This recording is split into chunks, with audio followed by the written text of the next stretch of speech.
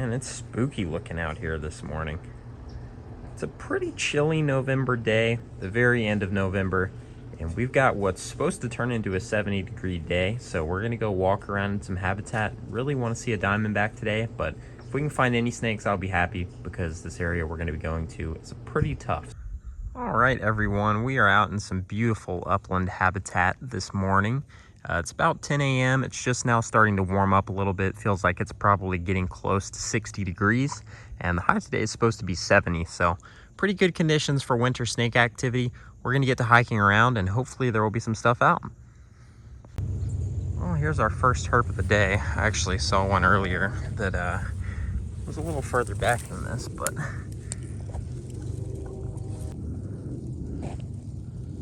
that right there is the butt of a gopher tortoise in his hole. These are the keystone species and ecosystem engineer of this habitat we're in today. Really cool. Maybe we'll get a better look at one out in the open eventually today, but for now, we're just gonna have to look at this guy's butt. All right, guys, 1 o'clock p.m. update. It's not going well so far. We did see some turtles that might have been chicken turtles that we might go try to catch later, but they were basking and dumped in the water. But yeah, no snakes yet. It feels pretty good out here, but we did just hit like what I think is the best looking habitat, and it did not produce, so we will see. All right, everyone, it's about 3 o'clock, even though it looks and feels like it's about 5 o'clock, because we are in the shortest days of 2022 currently. But it looks like it's going to be a bust on the snakes, so we're going to try to head down to some swampy areas and find some salamanders. And if we fail at that, I will end up having to scrap this, because we really haven't seen anything besides a couple of gopher tortoise butts in holes. So, bless you. We'll see how the salamandering goes. Well, it's not a snake and it's not a salamander either, but we found a pretty cool little seepage bog here with lots of nice looking, I'm assuming these are purple pitcher plants. And I don't see any sundews, but it looks like a likely place for them.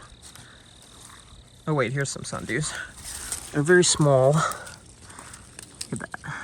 There you go. We have sundews and pitcher plants, lots of both. Look at this this cluster of pitcher plants over here. I'm trying not to step on anything. Very cool. Little miniature islands of cool looking plants. So this is a familiar scene here. We've got all these barrels, and down here is the seepage we were just in. There's more barrels and the seepage down there. And I turned this barrel up, expecting maybe a salamander, but really hoping for a snake. And then right there is a beautiful juvenile canebrake. Look at that. All right, well, I know the lighting is probably getting a little bit dim, but that is a really good looking snake. And he's a little bit grumpy with us now. He struck at me while I was photographing him, but I put his barrel back, and I'm gonna take a couple quick shots and then we'll let him go. But very nice. Took literally all day to find a single herp that we could even really film. I saw a slimy salamander, but other than that, Caitlin flipped one as well. There was actually a slimy under there with the canebrake that I couldn't see until I flipped it a little bit further to get him out. And then Caitlin flipped the slimy, and that has been about it. Well, it's not the diamondback we were hoping for, but I mean, it's a rattlesnake in almost December. I will definitely take it. Although, I'm pretty certain that had we went to one of our better spots, we probably could have found one of these today pretty easily. But just wow. What was that, dude? I'm using the flashlight because I know we're definitely losing light pretty fast here. I mean, we're probably only maybe 30 minutes from sunset, so we'll let this guy crawl back under his piece. We do not see canebrakes in this part of Georgia particularly often. I think mostly because we don't really look for them, but they are quite common here, especially in this riparian habitat, like we've been looking for salamanders in here at the end of the day. So honestly, if we were going to see any kind of snake down here, I would have expected it to be either one of these or a cottonmouth. So this thing actually has struck at me a couple times too, which is weird for canebrakes. They're normally a lot more laid back than that, but I mean, we did pull him out from under his hiding spot. We're just gonna let him crawl back under there and probably wrap up the day here. I mean, not bad at all. Like I was saying pretty much to Caitlin for most of the day that all we needed was really one snake of any substance, and it would be a pretty good day. And we got just that, so I'm going to turn the GoPro on, and we'll let him slip back under this barrel that we found him under. Here's one more look at this habitat before we let this guy go. We followed this this seepage here all the way from the lake, or the pond that it flows into. Found all this old moonshining stuff up here, as we've done before on the channel. And here is where the seepage, right here where we found the canebreak, is where the seepage slope turns into, or I guess it comes out from underneath the sandhill that's at the top of this ridge where we were looking for diamondbacks earlier. So really cool habitat intersection here where you could potentially find one of these and a diamondback within only a couple yards of each other. Turns out I am not going to run the GoPro because the GoPro battery that says 100% fully charged just died on me. So in case you guys haven't realized, I have not been the biggest fan of GoPro lately. So we're just going to do this how we normally do. Scoop up the little rattlesnake cake and let him crawl back under. Go on. Oh, that is a great way to end the day and probably the episode if we don't see anything else. There are actually a couple more pieces of this stuff I'm going to flip real quick, though. Here's another look at how steep this incline is from the sandhill down into where we just were. I mean, it's pretty sheer for the coastal plain. That's about as steep of a hillside as you're going to find. There's actually a little bit of a view up here. That's just how steep this hillside is. Really cool, and you can see we got some big longleafs now, or not big, but young longleafs here on the sandhill right at the top of the hill. Also, it is 4:11. We probably spent 15 minutes or so with that snake, so we probably found him just before 4. And we got out here at around 10 this morning, so it has been a long day. If we don't see anything between here and the car, this will probably be it for this episode, but it's going to be nice and warm tomorrow, and we're going to do a little bit more local herping closer to home. So if we don't see anything else, I will see you guys then. Good morning, everybody. It is the next day. Today is a pretty important day, not because it's actually warm and I'm going to herp the yard for the first time in a while, but it's also the day that we find out whether or not the men's national team is going to progress in the World Cup. So I only have a limited amount of time to herp today before the game starts because I really want to see what's going to happen there. I think a lot of people are probably going to be pretty excited about this game because it's kind of a do or die thing.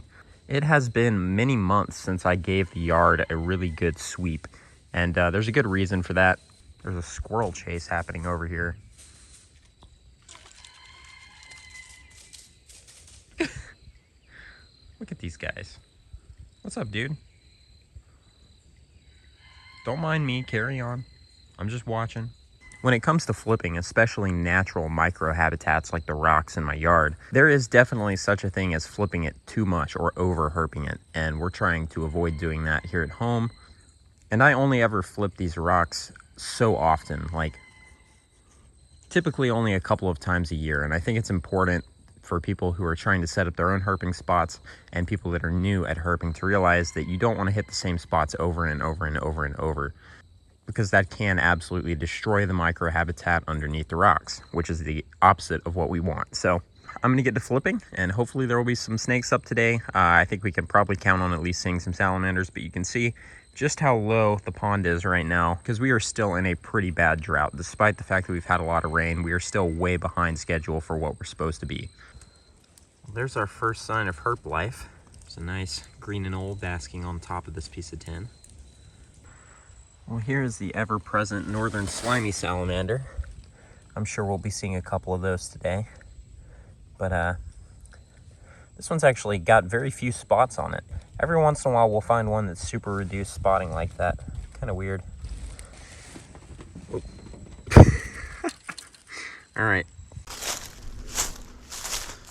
This stack is going to be absolutely cooking. Yeah, it's too hot. Crazy how, even with as cold as it's been, this tin out in full sun is too hot. Nothing under it. I wouldn't expect anything to be under this either. I can't, it's just straight up uncomfortable for me to hold my hand against it. It's that hot.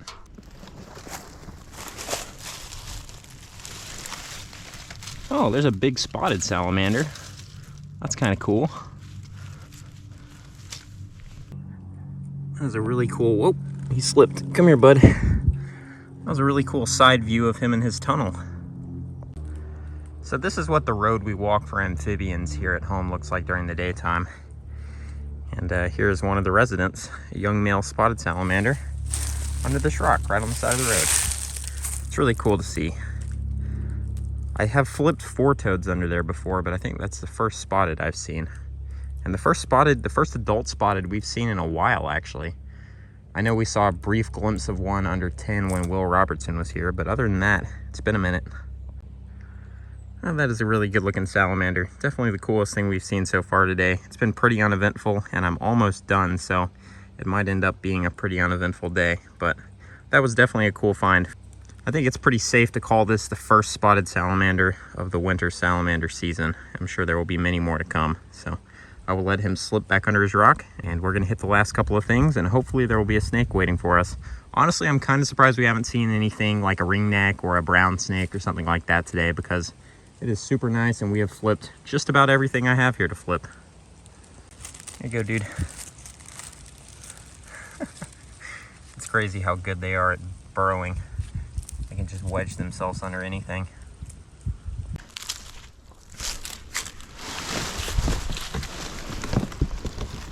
Another spotted salamander. What the heck?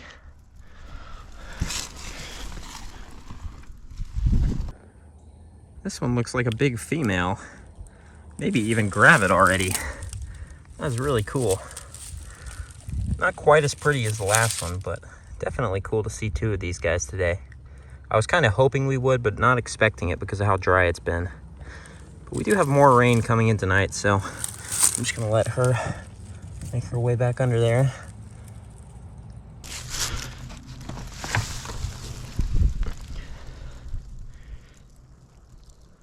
A marbled salamander. Look at that. I didn't see that guy at first. Right there. Well, that is kind of surprising to see, not necessarily because they're uncommon, but because it took us this long to find one. And I flipped a lot of cover that normally does have marbled salamanders under it this time of year, and none. Then I get up here and flip one of my last couple of pieces, and there's a beautiful little marbled salamander. But definitely more of a salamandery day, but that's okay.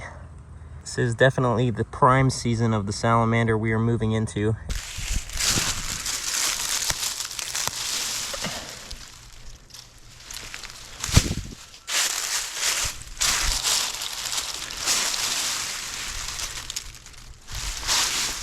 Are you serious? There's yet another spotted.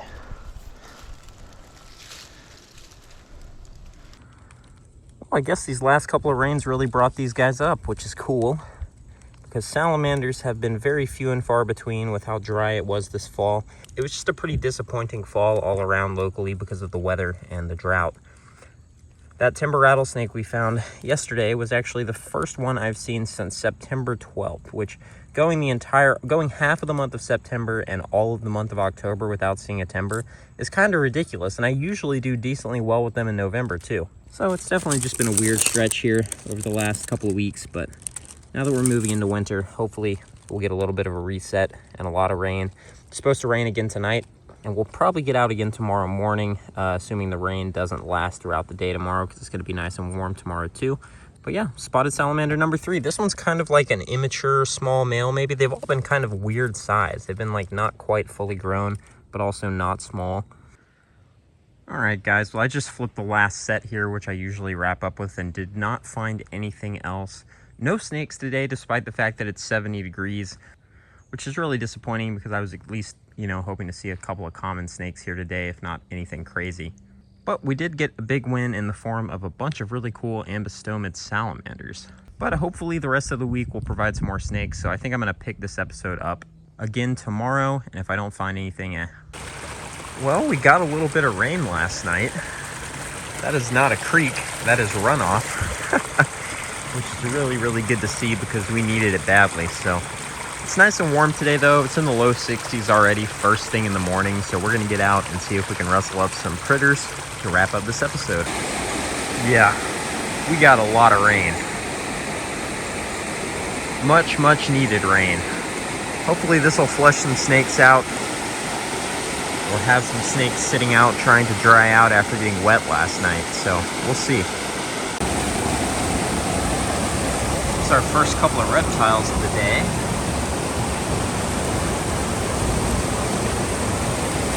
Another one. There's a couple of brave sliders. I think there might be a cooter in the water there too. But yeah, so far just a couple of anoles and these guys. But I have been saving my tin until it warms up a little bit more.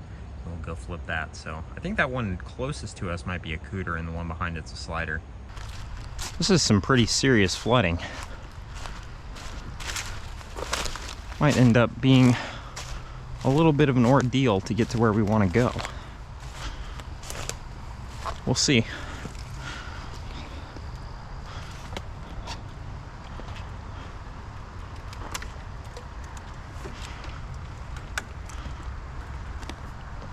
Whoop, that's creaking. All right.